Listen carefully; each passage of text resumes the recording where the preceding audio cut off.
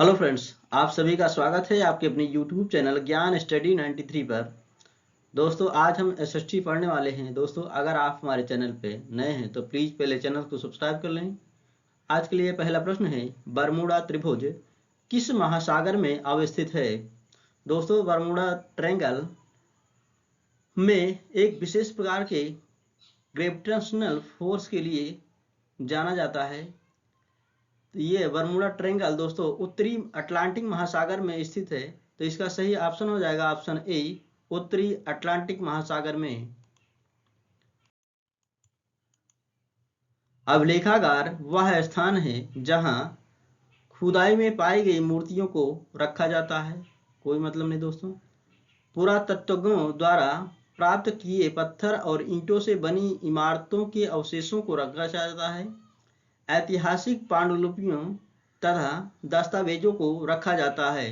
दोस्तों, C option सही हो जाएगा इसका। ऐतिहासिक पांडुलिपियों तथा दस्तावेजों को जहां रखा जाता है उसको हम अभिलेखागार के नाम से जानते हैं। तो सही ऑप्शन है सी, ऐतिहासिक पांडुलिपियों तथा दस्तावेजों को रखा जाता है।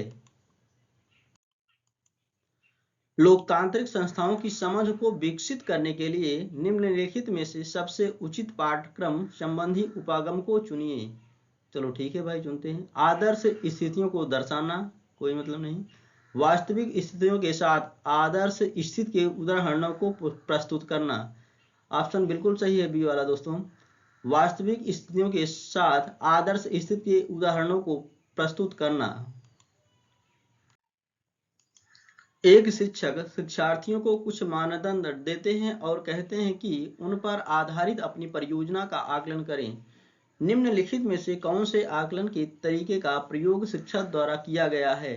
दोस्तों, यहाँ पर शिक्षार्थियों को शिक्षक द्वारा स्व आकलन करने के लिए छोड़ दिया गया है। तो इसका सही आंसर हो जाएगा आंसर डी, स्व आकलन। नागरिक शास्त्र की नामावली में राष्ट्रीय पाठचर्या की रूपरेखा में बदलाव को क्या सुझाव दिया है? इसका सही ऑप्शन हो जाएगा दोस्तों ऑप्शन सी, सामाजिक और राजनीतिक जीवन से संबंधित सुझाव दिया गया है राष्ट्रीय पाठचर्या की रूपरेखा 2005 के अनुसार। संविधान का अनुच्छेद 22 सुनिश्चित करता है संवैधानिक उपचारों का अधिकार। दोस्तों, संवैधानिक उपचारों का अधिकार अनुच्छेद 32 में किया गया है। गिरफ्तारी के दौरान हिरासत में दुर्व्यवहार के बचने का अधिकार। जी हाँ दोस्तों, यही ऑप्शन सही है। अनुच्छेद 32 गिरफ्तारी के दौरान हिरासत में दुर्व्यवहार से बचने का अधिकार देता है। तो ऑप्शन सही हो जाएगा बी, गिरफ्तारी के दौरान हिरासत में दुर्व्यवहार से बचने का अधिकार। अनुच्छेद 22 हमें गिरफ्तारी के दौरान किसी भी समय में 24 घंटे के अंदर किसी भी मजिस्ट्रेट के सामने प्रस्तुत करने के लिए संबंधित है। उच्च प्राथमिक स्तर पर सामाजिक और राजनीतिक जीवन के पाठ्य पुस्तकों में निम्नलिखित विषयों में से किससे संबंधित विषय वस्तु सम्मिलित है? दोस्तों, उच्च प्राथमिक स्तर पर सामाजिक और राजनीतिक जीवन के पाठ्य पुस्तकों में 4 विषयों को सम्मिलित किया गया है, जिनमें से पहला है अर्थशास्त्र, दूसरा भूगोल, इतिहास और नागरिक शास्त्र शामिल है। तो इनमें से ऑप्शन सही हो जाएगा इसका सी, अर्थशास्त्र। भारतीय राज्य का वर्णन करने के लिए विविधता में एकता मुहावरा इन राष्ट्रीय नेताओं में से किसने दिया? दोस्तों, किस भारतीय राजनेता ने कहा था कि भारत में विविधता में एकता है? इसका सही ऑप्शन हो जाएगा दोस्तों ऑप्शन डी, पंडित जवाहरलाल नेहरू ने कहा था कि भारत में विविधता में भी एकता है। जनपद पंचायत के कार्यों के विषय में निम्नलिखित 2 कथन ए और बी पर विचार कीजिए तथा सही उत्तर का चयन कीजिए। कथन ए, जनपद पंचायत जिला स्तर पर विकास योजनाएं निर्धारित करते हैं। गलत ऑप्शन है दोस्तों। ऑप्शन बी, जनपद पंचायत ग्राम पंचायतों के मध्य धन का वितरण नियमित करने में जिला परिषद की सहायता करती है। बिल्कुल ऑप्शन सही है दोस्तों। ऑप्शन बी सही है और ए गलत है। ए गलत है और बी सही है। इसका सही ऑप्शन है सी, ए गलत है और बी सही है। गुलामगिरी नामक पुस्तक इनमें से किसने लिखा? दोस्तों, गुलामगिरी नामक पुस्तक एक जातिवाद आधारित पुस्तक है जिसके लेखक इनमें से हैं ज्योतिबा फुले, दोस्तों ज्योतिबा राव फुले के द्वारा सत्य शोधक समाज की भी स्थापना की गई थी, वो भी याद रखिएगा। तो इसका सही ऑप्शन हो जाएगा सी, ज्योतिबा राव फुले। भारतीय न्यायिक व्यवस्था के संदर्भ में अपील की व्यवस्था का अर्थ है विधायिका, कार्यपालिका और न्यायपालिका के बीच शक्तियों का बंटवारा, कोई मतलब नहीं। कोई भी अपने मामलों पर बिना किसी कानूनी डिग्री के न्यायालय में बहस कर सकता है, इसका भी कोई मतलब नहीं। ऊपरी अदालतों के फैसले निचली अदालतों को मान्य होते हैं, ऐसी कोई व्यवस्था नहीं है। किसी व्यक्ति को अगर ऐसा लगता है कि निचली अदालत द्वारा दिया गया फैसला सही नहीं है तो वह उससे ऊपर की अदालत में अपील कर सकता है। जी हाँ दोस्तों, इसका सही ऑप्शन है ऑप्शन डी। किसी व्यक्ति को अगर ऐसा लगता है कि निचली अदालत द्वारा दिया गया फैसला सही नहीं है तो वह उससे ऊपर की अदालत में अपील कर सकता है। भारतीय न्याय की व्यवस्था के संदर्भ में अपील का यही अर्थ होता है। निम्नलिखित क्षेत्रों में से किसमें चिनूक स्थानीय पवन चलता है? दोस्तों चिनूक पवन उत्तरी अमेरिका महाद्वीप में चलने वाली स्थानीय हवा का नाम है। तो इसका सही ऑप्शन हो जाएगा दोस्तों ऑप्शन डी, प्रेरी। उत्तरी अमेरिका में पाए जाने वाले घास के मैदान को प्रेरी के नाम से जाना जाता है। बेल्ट दक्षिण अफ्रीका में पाए जाने वाले घास के मैदान है, जबकि पंपास अर्जेंटीना में पाया जाने वाला घास का मैदान है। सवाना अफ्रीका में पाया जाने वाला घास का मैदान है।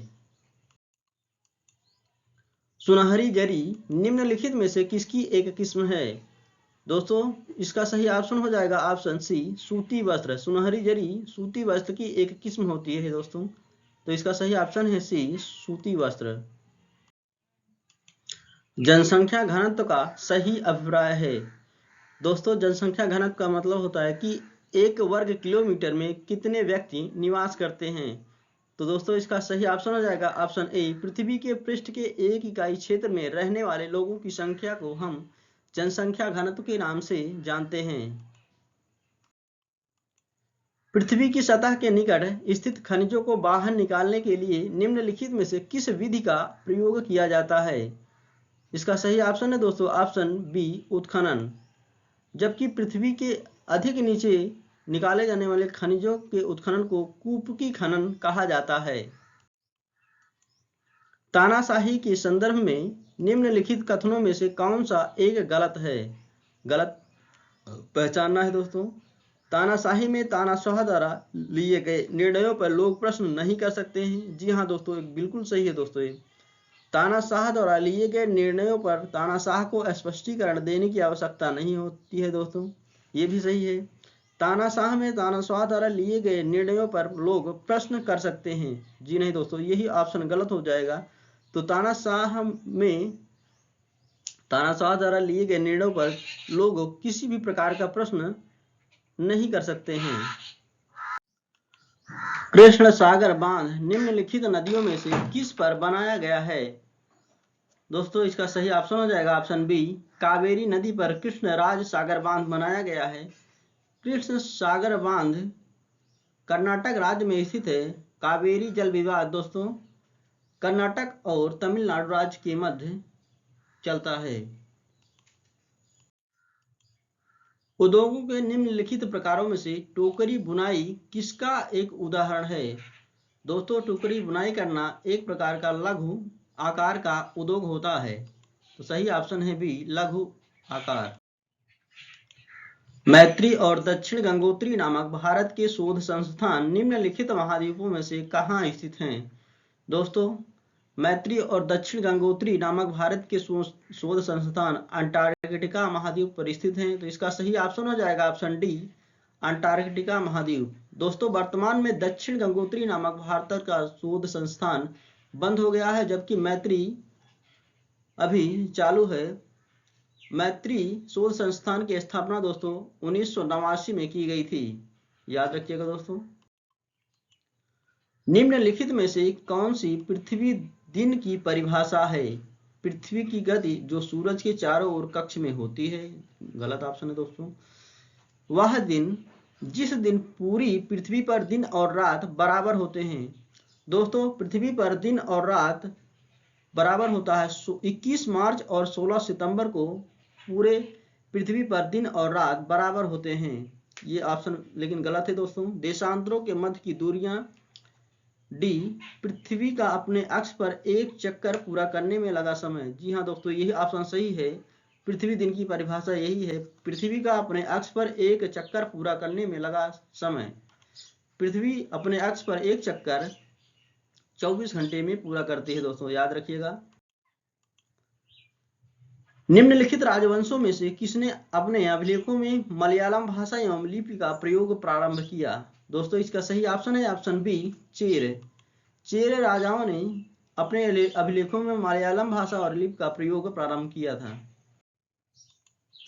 इन नाविकों में से किसने भारत का समुद्रिक रास्ता पश्चिम की ओर प्रस्थान कर अटलांटिक महासागर को पार किया? दोस्तों इसमें से क्रिस्टोफर कोलंबस ने भारत के समुद्रिक रास्ते की खोज में चलकर गलती से 1492 ईस्वी में उत्तरी अमेरिका पहुंच गए थे, जबकि वास्को डी गामा 1498 ईस्वी में केरल में के कालीकट तट पर सर्वप्रथम पहुंचा था। तो इसका सही ऑप्शन है ऑप्शन बी, क्रिस्टोफर कोलंबस।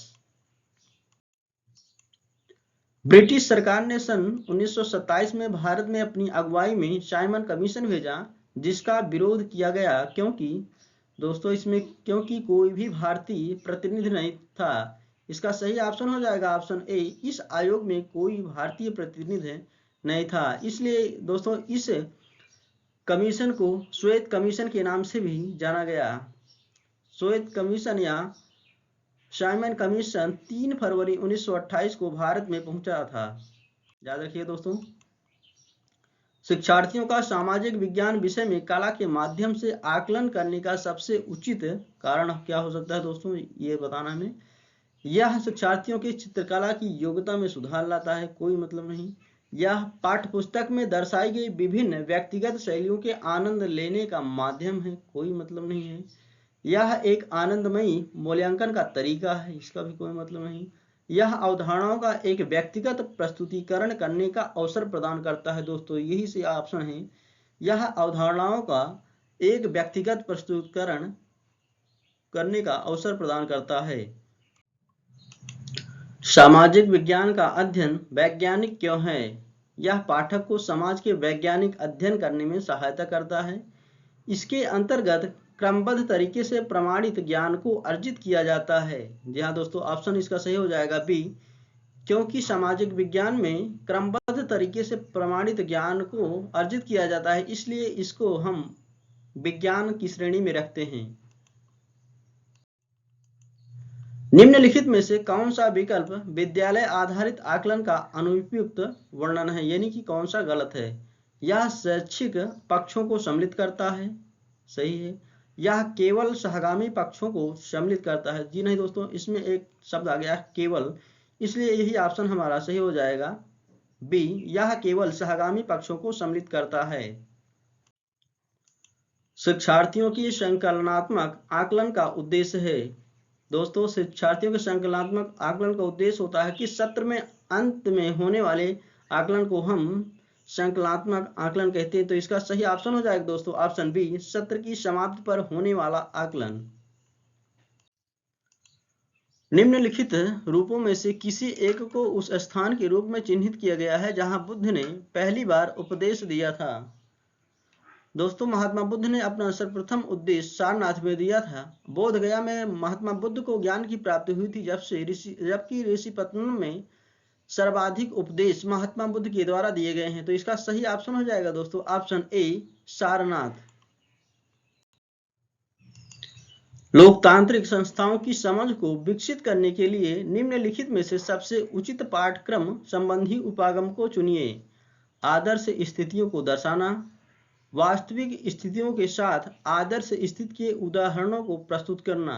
दोस्तों यही ऑप्शन बी सही है इसका, वास्तविक स्थितियों के साथ आदर्श स्थिति के उदाहरणों को प्रस्तुत करना। दोस्तों आज के लिए आखिरी प्रश्न है, काला सागर किस देश के दक्षिण में स्थित है? दोस्तों इसका सही ऑप्शन है ऑप्शन डी, यूक्रेन। काला सागर यूक्रेन के दक्षिण में स्थित है, जबकि यूक्रेन की राजधानी दोस्तों कीव है, फ्रांस की राजधानी पेरिस है, जबकि रूस की राजधानी मॉस्को है। दोस्तों पेरिस का एफिल टावर प्रसिद्ध है।